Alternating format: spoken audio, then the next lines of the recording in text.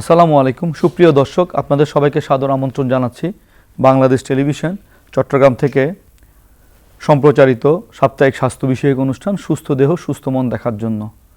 দর্শক, আপনারা জানেন অনুষ্ঠানটিতে আমরা নানাবিধ স্বাস্থ্য সমস্যা এবং এর চিকিৎসা ব্যবস্থা নিয়ে কথা বলে থাকি। এই ধারাবাহিকতায় আজকে আমরা কথা বলবো মানবদেহের খুবই গুরুত্বপূর্ণ একটি অঙ্গ চোখ। এই চোখের সমস্যা অনেকগুলোই আছে আমরা জানি, তার মধ্যে একটি প্রধানত সমস্যা হচ্ছে ক্যাটারেক্ট বা চোখের ছানি। আজকে আমাদের আলোচনার বিষয় চোখের ছানি। এই বিষয়ে কথা বলার জন্য আজকে আমাদের মাঝে উপস্থিত আছেন doctor Rajib Hussain, senior consultant এবং মেডিকেল ডিরেক্টর পাহাড়তলী চক্ষু হাসপাতাল। উনি ক্যাটারেক্ট বা চোখের ছানি ডিপার্টমেন্টের বিভাগীয় প্রধান হিসেবে কর্মরত আছেন। ডাক্তার রাজীব হুসাইন, আপনাকে স্বাগত জানাচ্ছি আমাদের এই অনুষ্ঠানে। ধন্যবাদ আপনাকে। আমরা শুরুতে জানতে চাই চোখের ছানি কি বা এটা কিভাবে তৈরি হয় আসলে?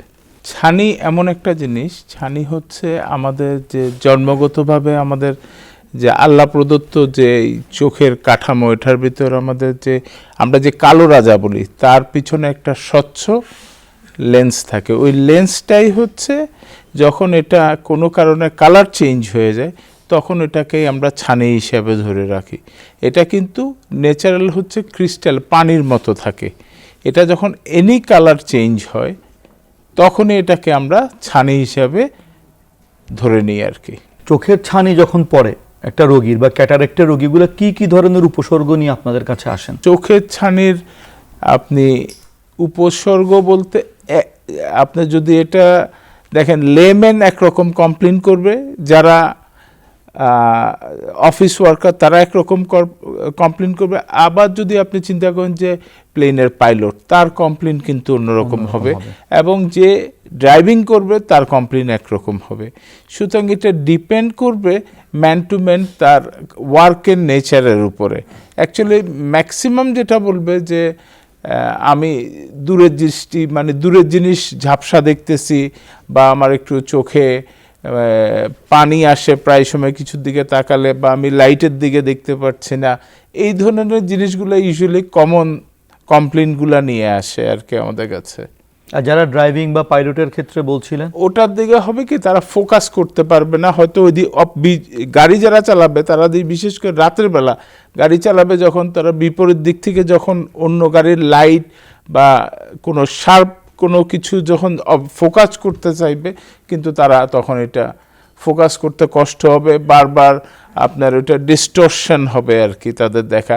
প্লেন চালানো আর গাড়ি চালানো এক জিনিস না, তারপরেও ওদের অনেক মাইনিউট জিনিসগুলা, অনেক প্যারামিটার খেয়াল করতে হয়, তাদের ছোটোখাটো জিনিসগুলা। এই জন্য তাদের লেন্স, ক্রিস্টালাইন লেন্স যেটা আমাদের যে আল্লাহ প্রদত্ত, এটা ক্লিয়ার থাকতে হয়।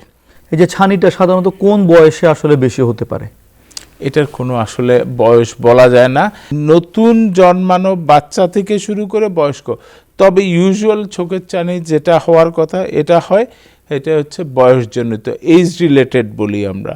এটা হচ্ছে একটা এইজের পর এটা ছানিতে রূপান্তরিত হয়।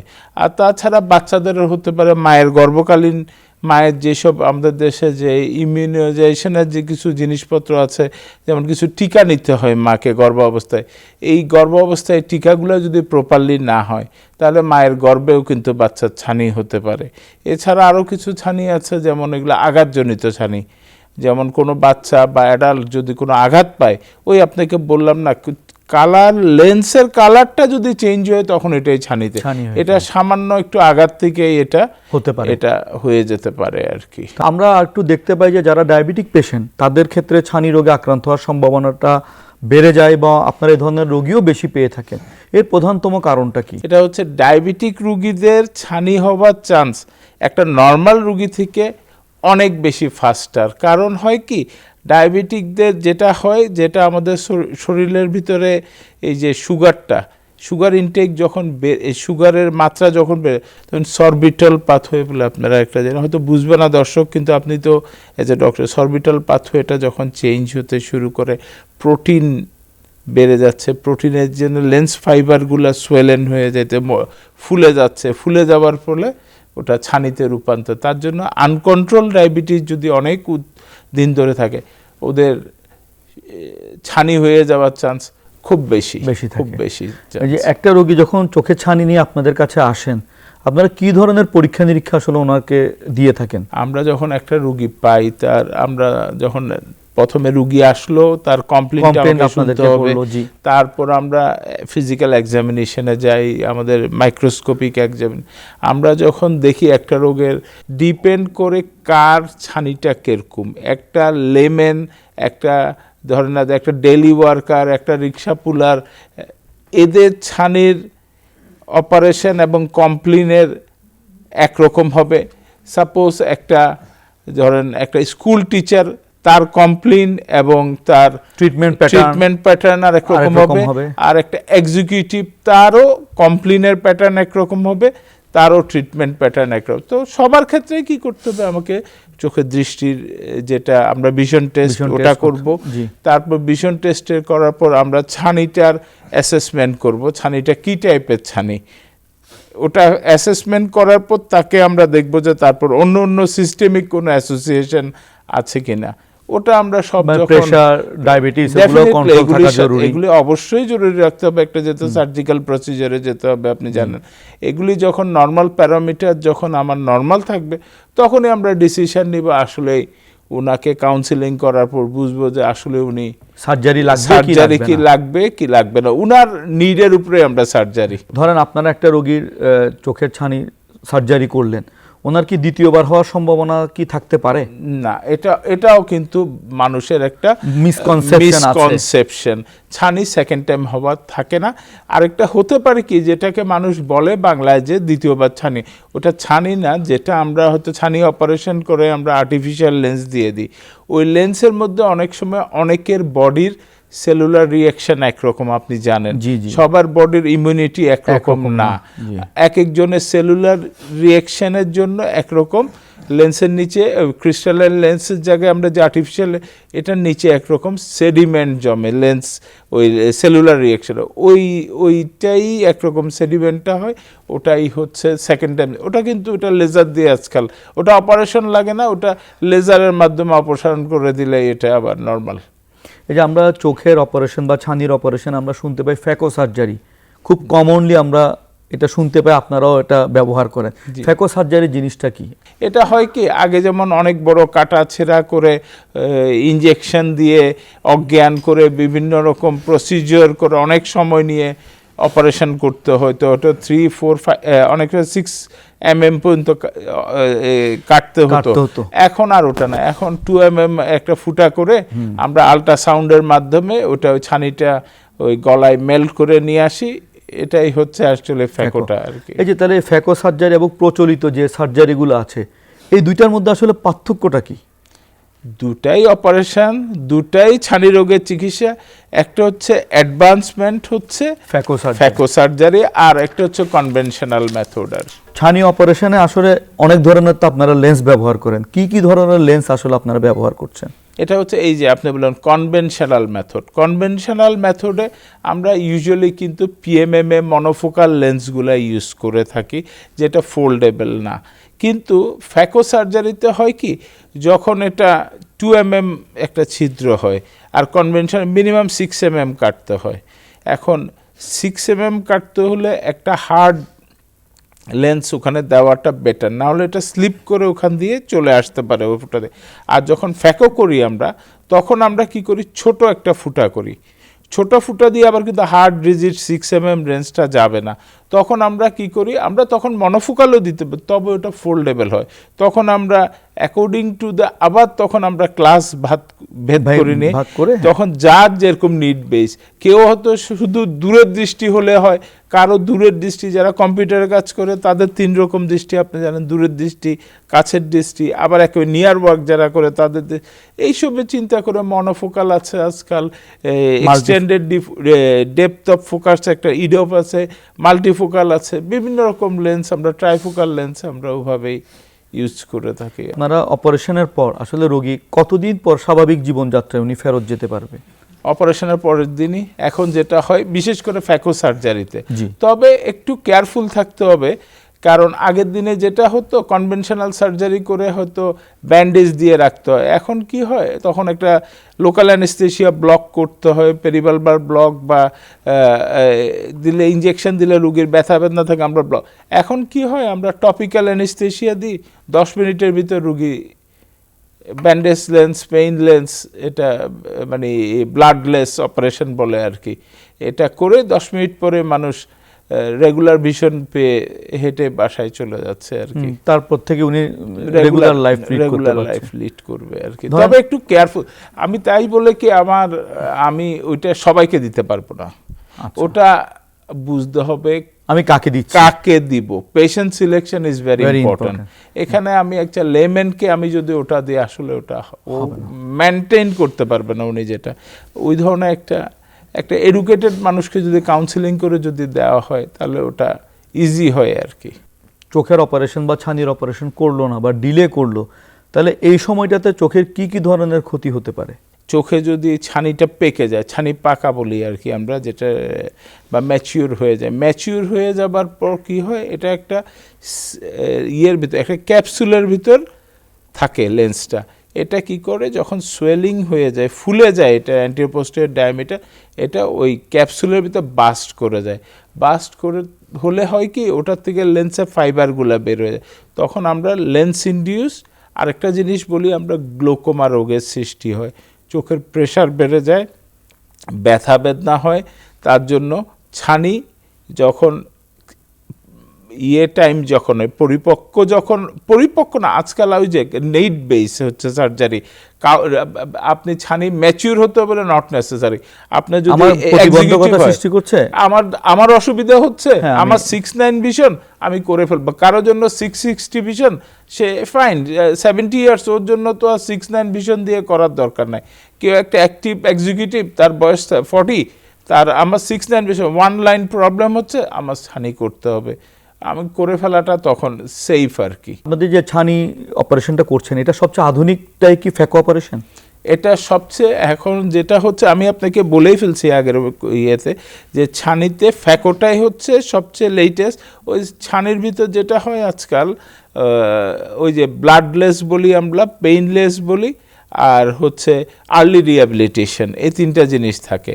যে 2 mm ইনসিশন হয়, একটা ছোট্ট একটা স্টেপ করি আমরা, ওটা দিয়ে প্রোব দিয়ে আমরা গলায় নিয়ে আসি, আমরা টপিক্যাল অ্যানেস্থেশিয়া দিই, কোনো ব্লিডিং নাই, যেহেতু কর্নিয়া কোনো ভাস্কুলার স্ট্রাকচার টাচ করতে হতে, তো ব্লাড ভেসেলের, কর্নিয়াতে জানেন কোনো ব্লাড ভেসেল নাই, সুতরাং ব্লিডিং এর কোনো চান্স নাই। এই যে আপনি তো পাহাড়তলী চক্ষু হাসপাতালে আছেন, এটা তো আসলে পুরো বাংলাদেশ কেন সাউথ ইস্ট এশিয়ারই খুব নামকরা একটা হাসপাতাল। এখানে আপনারা আসলে কি ধরনের বা কি সংখ্যক রোগীদেরকে আপনারা এই ক্যাটারেক্ট অপারেশনটা করে থাকেন? আমরা ডেইলি প্রায় আমাদের হসপিটালে 150 মতো আমরা সার্জারি করে থাকি আর কি। তার মধ্যে অলমোস্ট 60% ফেকোতে যায়, আর 40% এখনো কনভেনশনাল সার্জারি করে থাকি আর কি। এই যে আপনি একটা কমপ্লিকেশনের কথা বলছিলেন, গ্লুকোমা, আসলে গ্লুকোমাটা কি? আর এটা আসলে এটাকে সাইলেন্ট কিলার অফ ভিশন বলা হয়, জি, এটার কারণটা কি? আসলে এটা হয় আমরা প্রতিটা 40 ইয়ার্স একটা ইয়াং অ্যাডাল্ট অবশ্যই ইয়ারলি একবার আই চেক আপ দরকার। 40-র পরে চান্স থাকে গ্লুকোমা হওয়ার খুব বেশি। এটা এমনভাবে আসে চোখে, আপনি জানবেন না, আপনার অগোচরে হয়তো এটা আপনার ভিশনকে আস্তে আস্তে স্লোলি ড্যামেজ করে, শুধু ভিশন না, এটা আপনাকে এমনভাবে, এটা হচ্ছে আপনার ইরিভার্সিবল, এটাতে আপনার যাবে না, কোনো সুযোগ নাই। সুতরাং এটার ব্যাপারে early detection, early screening very important. তার জন্য গ্লুকোমাকে আমরা বলে থাকি যে সাইলেন্ট কিলার অফ ভিশন। যে গ্লুকোমার কি কি উপসর্গগুলো আসলে দেখা দেয়? 1 নাম্বার হবে চোখে হালকা পানি পড়তে পারে, তারপর হচ্ছে তার ভিশনের প্রবলেম হতে পারে, হেডেক হতে পারে, তারপর চোখে আপনার ডিসকমফোর্ট বিভিন্ন রকম, বলতে তার হয়তো ফোকাস করতে ডিসকমফোর্ট হবে, তারপর তার ওই হবে ওই চোখের পাওয়ার কন্টিনিউয়াসলি চেঞ্জ হতে, ফ্ল্যাকচুয়েট করবে, তাকে বারবার ডাক্তারের কাছে চশমা চেঞ্জ করে, এইসব কারণ যখন বারবার একটা রোগী রিপিটেডলি এগুলো, তাকে অবশ্যই ডাক্তারের কাছে আসতে হবে এবং তার চোখের প্রেশার চেক করতে হবে। শুধু প্রেশার না, প্রেশার নর্মাল থাকার পরেও তার গ্লোকোমা থাকতে পারে। পিছনে আমরা অপটিক ডিস্ক যেটা বলি, চোখের পিছনে স্নায়ু, স্নায়ুটা অবশ্যই পরীক্ষা করতে হবে। ওটা দেখলে অনেক সময় দেখা যাবে ওর প্রেশার নর্মাল, টার্গেট প্রেশার দেখেন ওর এক একজনের এক এক রকম থাকে। আমরা যেটা বলি অনেক সময় গ্লোকোমা প্রেশার আমরা 12 থেকে 16 বলি, দেখবেন ইভেনও আমরা দেখেছি 10-12 প্রেশার থেকেও তার গ্লোকোমা আছে, কিন্তু ওটাকে আমরা নর্মোটেনসিভ গ্লোকোমা বলি। এমনি গ্লুকোমার ভিতরে ওটা পড়ে, ওটা কিন্তু আরও একটু ডেঞ্জারাস স্টেজে আর কি, নর্মোটেনসিভ গ্লুকোমা। তার জন্য আমরা নীরব ঘাতক, মানে আমাদেরকে ওই সিমটম কম দেখাবে কিন্তু ভিতরে ভিতরে ড্যামেজ করবে। এটার কারণে যদি ট্রিটমেন্ট না করায় তাহলে রোগী তো তাহলে ধীরে ধীরে অন্ধত্বের দিকে চলে যাবে। এটা পার্মানেন্ট অন্ধত্ব, এটার কোনো চান্স নাই যে এটা থেকে ফিরে আনা। এই প্রসঙ্গে আমি একটা প্রশ্ন আপনাকে করতে চাই। আমরা একটা টার্ম সবসময় শুনি বা আমরা ডাক্তাররা তো ব্যবহারই করি, ডায়াবেটিক রেটিনোপ্যাথি। জি, এই ডায়াবেটিক রেটিনোপ্যাথি জিনিসটা আসলে কি? আমাদের দেশের জনগণের যেভাবে ডায়াবেটিকের একটা ট্রেন্ড, মানে সারা বিশ্বে, বিশেষ করে সাউথ ইস্ট এশিয়ার মানুষের মানে ডায়াবেটিক রোগটা অনেক বেশি। এটা হয় কি, লং টাইম যদি আনট্রিটেড ডায়াবেটিক থাকে, আমাদের চোখের পিছনে রেটিনা বলে একটা জিনিস আছে, ওটার পিছনে দেখে মিলিয়নস অফ ক্যাপিলারি, মানে চিকন চিকন রক্তনালীগুলো আছে। এটা আনকন্ট্রোল যখন ডায়াবেটিকগুলো থাকে, এটা ওই যে রক্তনালীগুলো ওই যে ম্যাশের মানে জালির মতো আস্তে আস্তে এগুলি কি ফ্রেজাইল, মানে খুব পাতলা যাচ্ছে, ছিঁড়ে যে ব্লিডিং শুরু হয়ে যায়। ব্লিডিং শুরু হওয়া মানে একটা কমপ্লিকেশন স্টেজ। আর এটা তো পার্মানেন্ট, হয়তো ব্লিডিং করলাম, আমি অপারেশন করলাম, ভালো, কিন্তু তাই না। এটা তো দেখা যায় একদিন সকালে আপনি ঘুম থেকে উঠলেন আর চোখে দেখতেছেন না, হঠাৎ করে কেন এক চোখে দেখতেছেন না বা দুই চোখে, ওই যে ব্লিডিং হয়ে সারা চোখ ব্লাডে ভর্তি হয়ে গেল, কিন্তু অপারেশন করলেন, এই করলেন, সেই করলেন, এটাতে কিন্তু পার্মানেন্ট চিকিৎসা হবে না। এটার চিকিৎসা পদ্ধতি অনেক লেংদি, এটা অনেক লেন্দি। এইসব দিকে না যে আমি বলবো ডায়াবেটিক প্রেশার কন্ট্রোল করাটা ভেরি ইম্পর্টেন্ট। তার জন্যই এইটার একটা খারাপ স্টেজ হচ্ছে আনকন্ট্রোল ডায়াবেটিক থাকলে, এটা যে ডায়াবেটিক রেটিনোপ্যাথি হচ্ছে এটা কনসিকুয়েন্স, এবং যার রেটিনোপ্যাথি আছে তার এভরি চান্স আছে তার নেফ্রোপ্যাথি ডেভেলপ করার, কিডনিতেও এফেক্ট করে। ধরেন আপনারা কোনো রোগীকে সার্জারি করলেন, ক্যাটারেক্ট রোগীকে, ওনাদের আসলে কতদিন পর পর আপনাদের কাছে ফলো আপে আসাটা জরুরি? এটা মিনিমাম 6 মান্থ। 6 মান্থ আমরা বলি আপনি একবার চোখ পরীক্ষা করে, আপনার যদি কাছে কেউ থাকে একটু চোখটা, বিশেষ করে চোখের রেটিনাটা পরীক্ষা করা ভেরি ইম্পর্টেন্ট। সাথে ধরেন প্রেশার, ডায়াবেটিস, এগুলো তো আছে, অবশ্যই এগুলি কন্ট্রোল রাখতে হবে। সিস্টেমিক ডিজিজগুলো বডিতে অবশ্যই কন্ট্রোল রাখতে হবে। এই দুইটা যদি কন্ট্রোল থাকে, হাইপারটেনসিভ যে রেটিনোপ্যাথি এবং ডায়াবেটিক রেটিনোপ্যাথি, এই দুইটা কন্ট্রোল করা যাবে। ধরুন একটা রোগী আপনাদের কাছে আসলো হঠাৎ করে চোখে আঘাত পেয়ে, ওই সময়টাতে আসলে ইনিশিয়ালি ফ্যামিলির লোকজনদেরকে কি করা উচিত আপনাদের কাছে? তো আনার আগে কি প্রিকশনটা ওনারা আসলে নিতে পারে বা কি ধরনের কাজ ওনাদের করতে হয়? এটা খুব একটা ইম্পর্টেন্ট জিনিস। আমাদের দেশে যে চোখের আঘাত সবাই আমরা মনে করি যে শুধু আঘাত পেলাম, বাড়ি লাগলো বা কিছু দিয়ে গুঁতা খেলো, এটা না। সবচেয়ে ডেঞ্জারাস জিনিস হচ্ছে কেমিক্যাল ইনজুরি, ওটা একরকম চোখের আঘাত। আমাদের যে আমি যতবারই আমি বিভিন্ন জায়গায় আমি বারবার বলে আসছি, যেটা হয় কি কেমিক্যাল ইনজুরিটা খুবই খারাপ, এবং ওটাতে মোস্টলি এফেক্টেড হয় বাচ্চারা। হয় কি, গ্রামে গঞ্জে মফস্বলে খোলা বাজারে চুন বিক্রি করে, প্লাস্টিকে পুটলির ভিতর চুন বিক্রি করে। হয়তো গেল বাজার থেকে চুন নিয়ে আসলো, ছোট বাচ্চা, ওকে নরম প্যাকেটের ভিতর চুন থাকে, আনলো, বাচ্চারা নিয়ে চুন এটা চাপ দিয়ে যখন এটা চোখে পড়ে, চুন পড়ার সাথে সাথে যেটা করতে হবে, তখন যেই পানি থাকে, যে অবস্থায় যেই পানি থাকে, সাথে সাথে যে কোনো কেমিক্যাল ইনজুরিতে সাথে সাথে চোখ ধুয়ে ফেলতে হবে। যতক্ষণ ডাক্তারের কাছে আসা যায় ততক্ষণ চোখ ধুয়ে, যেই পানি থাকে, তখন যদি মনে করেন আপনার যে একেবারে ফিল্টারের টিউবওয়েলের পানি, তাই বলে তখন যদি একটু মানে অন্য একটু যদি ময়লা পানিও থাকে, তাও দিয়ে হলে ওটা নিউট্রালাইজ করে ফেলতে হবে। ওটাকে নিউট্রালাইজ যত আর্লি করবে, তার পেনিট্রেশন, কর্নিয়াতে পেনিট্রেশনের চান্স তত কমে যাবে। তারপর আপনি একবার পানি দেওয়ার পর অন্য পরিষ্কার পানি দিয়ে ক্লিন করেন, কিন্তু তাকে আগে ডাইলুয়েট করে ফেলতে হবে, মানে তাকে তার শক্তিটা কমায় দিতে হবে প্রথম পানি দিয়ে ওটা। এছাড়া অন্য অন্য ইনজুরিগুলো আছে, যেমন খেলতে যে ব্লান্ট ট্রমা হয়, তারপর হয় আপনার ওই পেনিট্রেটিং ইনজুরি, কলমের খোঁচা লাগলো বা মুখের খোঁচা লাগলো। তো অহরহ স্কুল কলেজের বাচ্চারা, এছাড়া বিভিন্ন রকম আছে, ক্রিকেট বলে হয় ব্লান্ট ট্রমা, ব্যাডমিন্টন খেলতে শাটলে হচ্ছে ব্লান্ট ট্রমা, এতে হাইফিমা হচ্ছে, ব্লাড জমতেছে, এগুলোর কনসিকুয়েন্সগুলো খুব একটা ভালো না আর কি। বুঝতে পেরেছি। আপনি দর্শকদের উদ্দেশ্যে কিছু বলে দর্শকদের থেকে বিদায় নিন। দর্শক, যেটা আমি বারবার বলবো, আপনার চোখ এটা এমন একটা সুন্দর জিনিস আল্লাহ প্রদত্ত, এটার যত্ন আপনাকেই করতে হবে।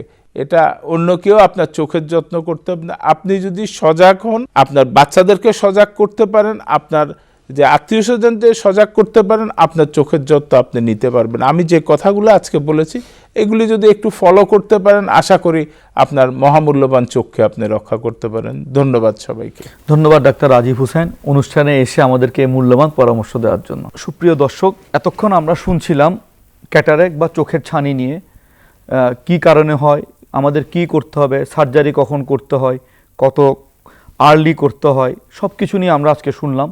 আশা করি এই পর্বটির মাধ্যমে আমরা অনেক কিছুই জানতে পারবো।